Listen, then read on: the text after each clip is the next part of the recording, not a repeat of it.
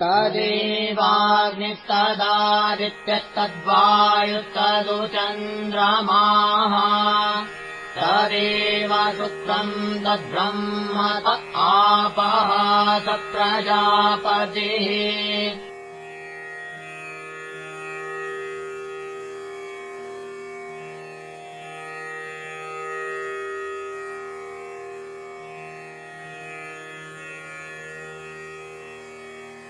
सर्वे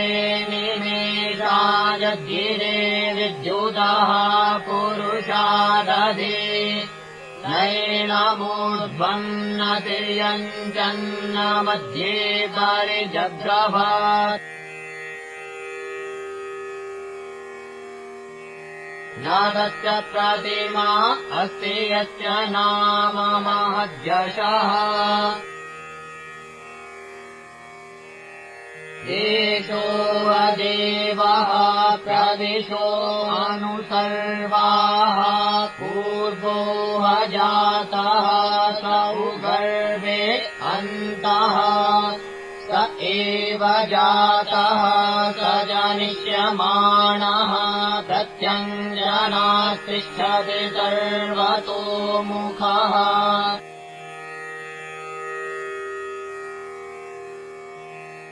यस्माज्जातम् न पुरा किञ्चनैव य आवभूव भुवनानि विश्वा प्रजापतिः प्रजया दद्भूरराणस्त्रीणि ज्योतिम्भुधि सचते चतुरसि येन द्यौरुग्रा पृथिवी सदृढा येन स्वस्तभितम् येन नाकः यो अन्तरिक्षे रजतो विमानः तस्मै देवाय हविषा विधेम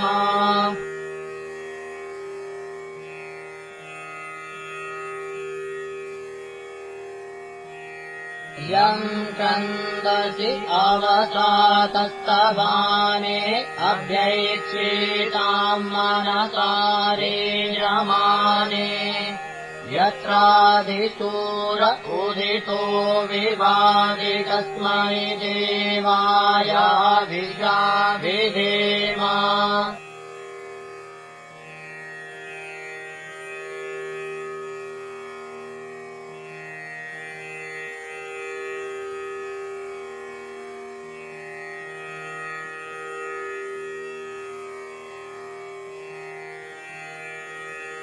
वेन तत्पश्यन्निहितम् गुहा सद्यत्र विश्वम् भवत्येकनीलम् तस्मिन्निवद्भूतम् च विचैति सर्वद्भूत ऊतः प्रोतश्च विभुः प्रजातु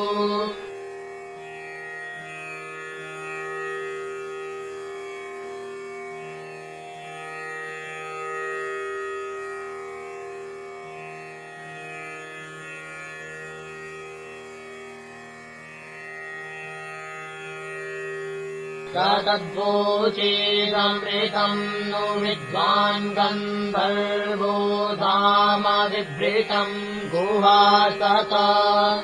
त्रीणि पदानि निहिता गुहास्य यत्तानि वेदपितुः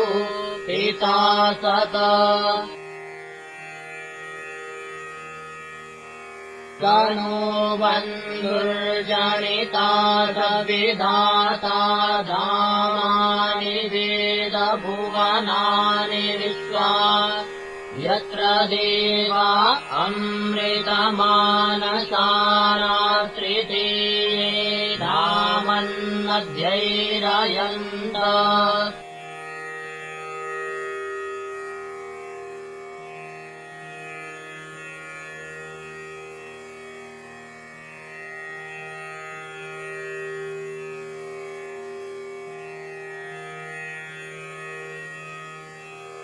परेत्य भूतानि परेत्य लोकान् परेत्य सर्वाः प्रविशोदितश्च उवताय प्रथमजामृतस्यात्मनात्मानमभिशं विवेश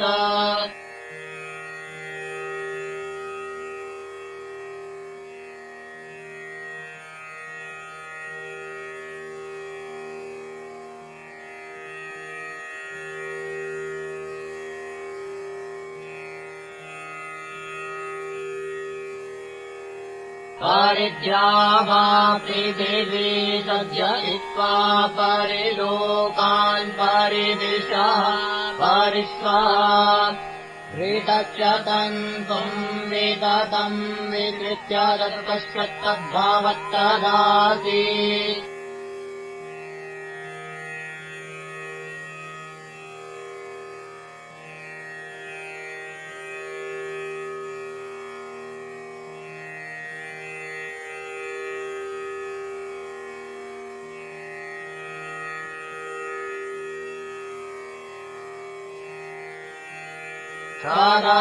सदसत्पतिमद्भुतम् प्रियमिन्द्रस्य काम्यम्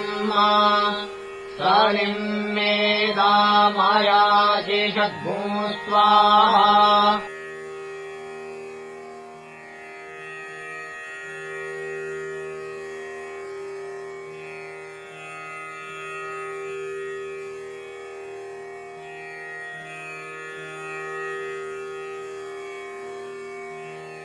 याम् मेधाम् देवगणाः पितरश्चोपासते तया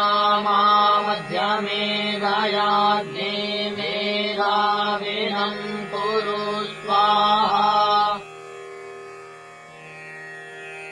मेधाम् मे वरुणो ददातु मेधामग्निः प्रजापतिः मेधामिन्द्रस्य वायुश्च मेधाम् दाता ददातु मे स्वाहा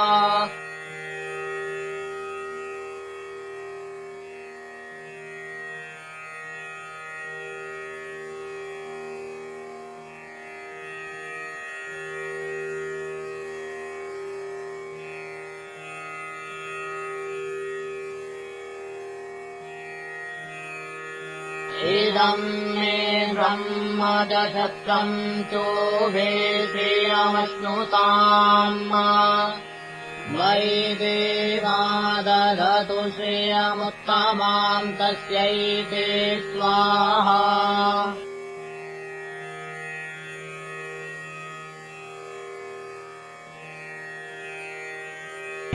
विदेशेषु मान्य स्वदेशेषु धन्य सदाचारवृत्तिषु मत्तो न चान्यः